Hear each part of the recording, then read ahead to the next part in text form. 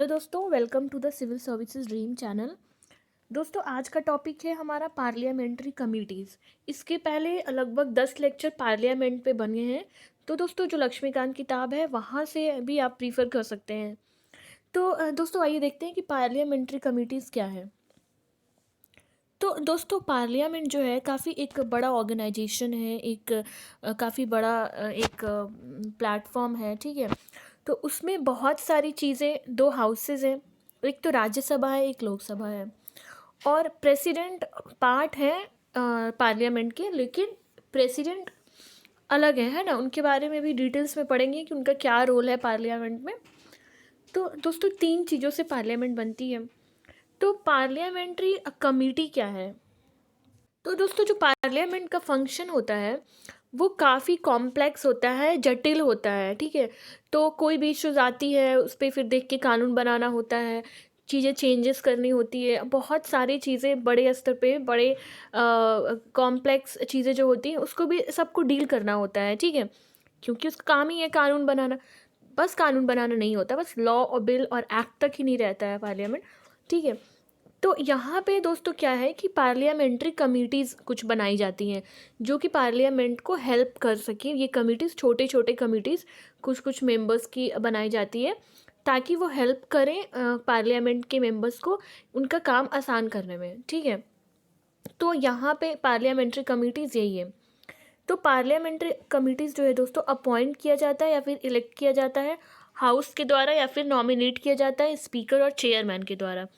कहने का मतलब है कि यहाँ पे जो है स्पीकर जो है यानी कि लोकसभा के प्रिजाइडिंग ऑफिसर, चेयरमैन जो है यानी कि राज्यसभा के प्रिजाइडिंग ऑफिसर जो कि वाइस प्रेसिडेंट है, ठीक है। तो इसके द्वारा अपॉइंट या तो फिर इलेक्ट किया जाता है इन्हीं के द्वारा। दूसरा है दोस्तों पार्लियामेंट्री कमिटीज़ के बारे में कि ये वर्क करते हैं यानी काम करते हैं under the direction of the speaker या चेयरमैन। जैसे कि मैंने आपको बताया है कि जो स्पीकर होते हैं या फिर चेयरमैन होते हैं, ठीक है। तो ये एक मॉनिटर जैसे काम करते, क्लास में मॉनिटर होते हैं ना, तो उन्हीं की तरह ये काम करते हैं। एक इनका मेन रोल होता है, ये लीड करते हैं, ये बैठे रहते हैं अलग से। तो और इनकी बात जो होती है लोगों को सुननी पड़ती है, ठीक है। इनकी बात जो है हारमोनी ऑर्डर में सारी चीज़ें शांतिपूर्वक हो जाए। तो ये लोग ये सारी चीज़ों को मेंटेन करते हैं, बैलेंस करते हैं। तो इनको काफ़ी पावर दी गई है। तो दोस्तों इन्हीं के डायरेक्शन में पार्लियामेंट्री कमिटीज़ जो बनाई जाती है वो काम करती है, ठीक है। तो हम ये देखेंगे कि कौन से स्पीकर के तहत आएगा, कौन से चेयरमैन के तहत आएगा, कौन सी कमेटी। तो दोस्तों ये अपना रिपोर्ट जो होता है वो हाउस को देते हैं। कौन? Parliamentary committees. पार्लियामेंट्री कमिटीज़, मान लो कि पार्लियामेंट में एक 10 लोगों का एक फाइनेंस कमेटी में या फिर एक कमेटी होती है, मतलब चीज़ें फिक्स कर दी गई है, ठीक है, कि फाइनेंस में ये committee, estimates committee, public account committee. तो उसमें मेंबर्स पे फिक्स कर दिए गए हैं कि इतने लोकसभा से मेंबर्स रहेंगे, इतने राज्यसभा से मेंबर्स रहेंगे। तो ऐसा ऐसा करके एक चीज़ें जो है फिक्स कर दी गई है। तो दोस्तों उसमें क्या होता है कि मान लो कि 10 लोगों की कमेटी है कहीं, तो वहाँ पे पार्लियामेंट ने बोला कि ऐसी ऐसी बात है, इस पे मुझे कुछ रिपोर्ट चाहिए, इस पे कुछ डेटा चाहिए, तो आप मुझे बताइए, ठीक है। मुझे इस पे बिल लाना है या फिर लॉ पास करना है, एक्ट बनानी है, कुछ भी करना है। तो अब वो कमेटी क्या करेंगे दोस्तों कि वो अपना सर्वे करेंगे, जैसे भी वो इन्फॉर्मेशन लेंगे, डेटा लेंगे, फिर वो अपना रिपोर्ट देते हैं हाउस को, ठीक है। पर्टिकुलर जो भी उनका हाउस होता है, रिस्पेक्टिव राज्यसभा या लोकसभा, हाउस को देते हैं या फिर स्पीकर को देते हैं। जो लोकसभा के होंगे वो स्पीकर को देंगे, और या फिर जो राज्यसभा के होंगे वो चेयरमैन को देंगे।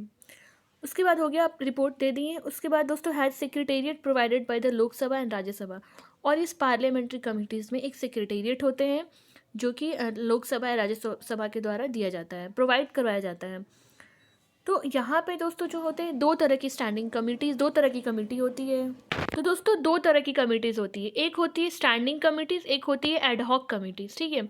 स्टैंडिंग कमिटीज़ जो होती है दोस्तों ये परमानेंट है, ये कॉन्स्टिट्यूट की जाती है, मतलब बनाई जाती है हर साल पीरियोडिकली, मतलब जब भी इनको बनाया जाना होता है तो एक सही समय पे इनको बनाया जाता है, मतलब परमानेंट हर साल इनको बनाना ही है।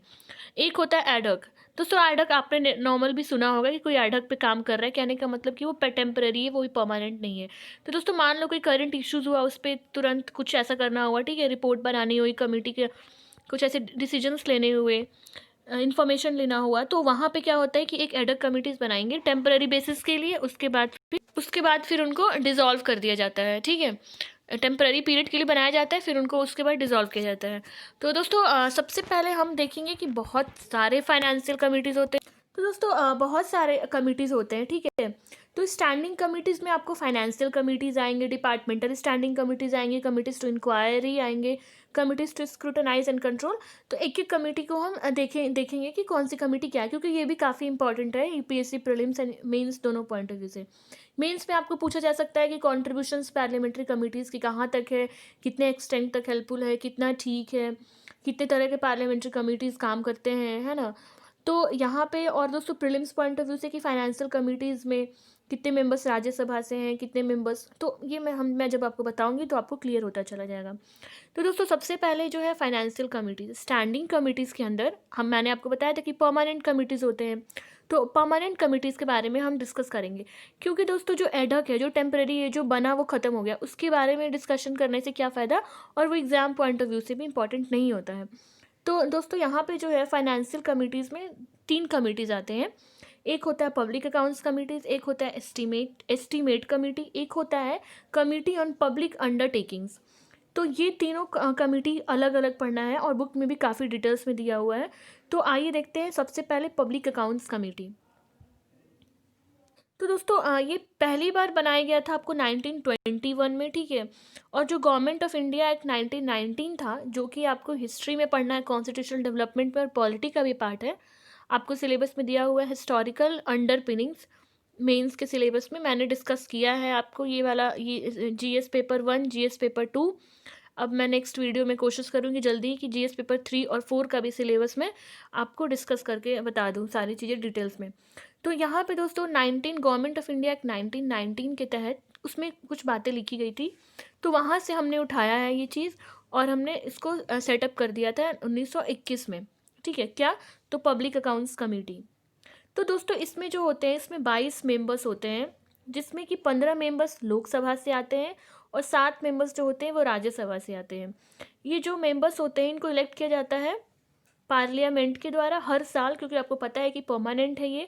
तो मेंबर्स जो होते हैं वो आपस में ही इसे इलेक्ट कर लेते हैं, आपस में ही इसके मतलब आपस में इलेक्शन कर लेते हैं। और ये इलेक्शन जो होता है प्रिंसिपल ऑफ प्रोपोर्शनल रिप्रेजेंटेशन से होता है, सिंगल ट्रांसफरेबल वोटिंग सिस्टम से होता है। प्रोपोर्शनल रिप्रेजेंटेशन होती है उसमें, ये डायरेक्ट वोटिंग नहीं होता है, प्रोपोर्शन से होता है, ठीक है। जिस एरिया में जितनी पॉपुलेशन होती है, जितने मेंबर्स होते हैं उसके हिसाब से। तो दोस्तों जो टर्म है, यहाँ पे जो टर्म है ऑफिस मेंबर्स का, वो 1 साल का होता है। और कोई भी मिनिस्टर जो होते हैं वो इस कमेटी के मेंबर नहीं होते, ठीक है।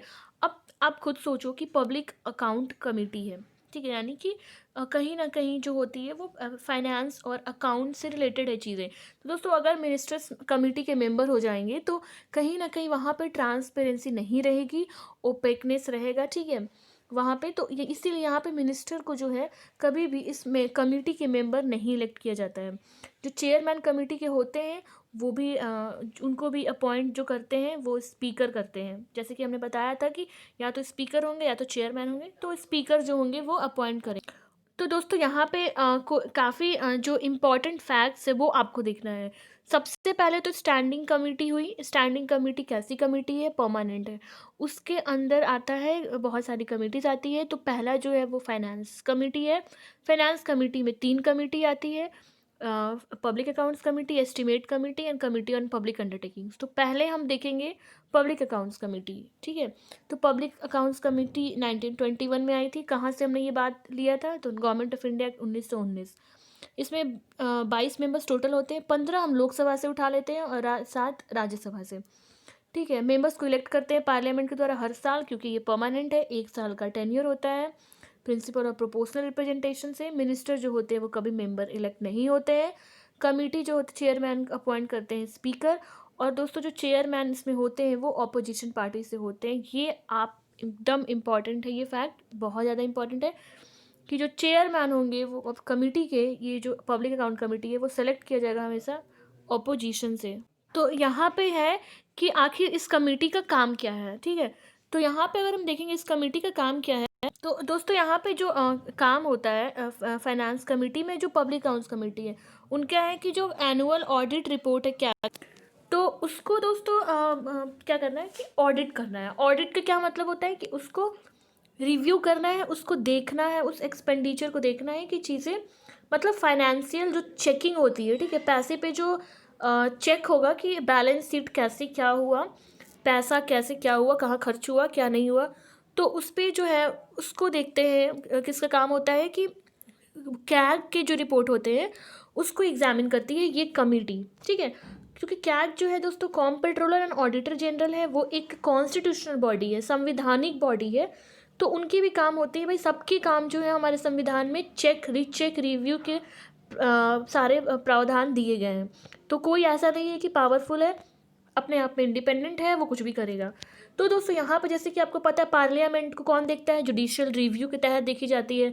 सरकार को, गवर्नमेंट को, एग्जीक्यूटिव को कौन देखता है, पार्लियामेंट देखती है, ऑपोजिशन देखता है, पब्लिक देखती है, यहाँ पे रिव्यू होती है।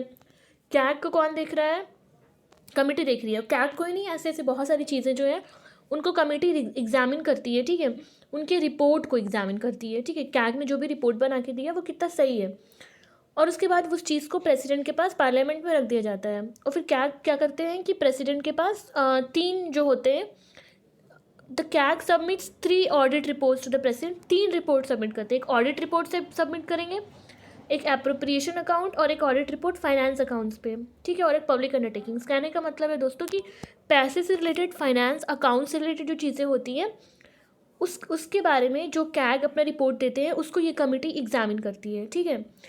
तो दोस्तों यहाँ पे जो है कि तो दोस्तों मोटा मोटी यहाँ पे ये है कि जो इस कमेटी का फंक्शन है वो एग्जामिन करना होता है एप्रोप्रिएशन अकाउंट को, ठीक है।